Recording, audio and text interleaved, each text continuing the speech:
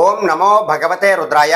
పితృదోషము లేదా పితృశాపము ఎవరికైనా ఉన్నట్లయితే ఎలా గుర్తించగలుగుతారు? మనకి జన్మ జాతకంలో రవిగ్రహం పితృగ్రహంగా మనం పరిగణించబడుతూ ఉంటుంది. ఆ రవిగ్రహము రాహుతో గాని కేతువుతో గాని శనేశ్వరుడితో గాని కలిసి ఉన్నట్లయితే వారికి పితృదోషం ఉన్నది అని మనం నిర్ధారించుకోవచ్చు.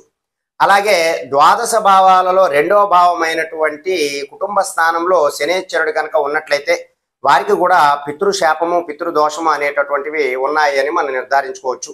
ఈ పితృదోషము పితృశాపము ఉన్న వాళ్ళకి ప్రధానంగా వివాహంలో ఆటంకాలు కలగడము, అలాగే సంతానంలో ఆలస్యం అవడము, అలాగే వారు అనుకున్నటువంటి పనులన్నీ కూడా జరగకపోవడము లాంటివి జరుగుతూ ఉంటాయి. అయితే వీటికి పరిహారం ఏంటి చేసుకోవాలి అంటే, ప్రతి అమావాస్య నాడు ఉపవాసం ఉండి ఖచ్చితంగా మీకు దగ్గరలో ఉన్నటువంటి బ్రాహ్మణుడికి స్వయంపాక దానాన్ని ఇవ్వాలి.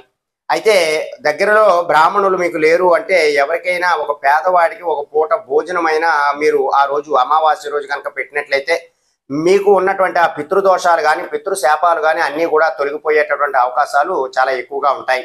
ఈ యొక్క పరిహారాలు ప్రత్యేకంగా మీరు అమావాస్య నాడు కానీ పౌర్ణమి రోజు కానీ ఈ పరిహారాలు ఆచరించినా మీకు ఉన్నటువంటి ఆ పితృదోషాలు పితృశాపాలు కూడా తొలగిపోతాయి.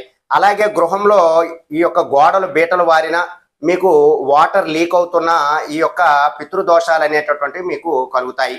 ఈ యొక్క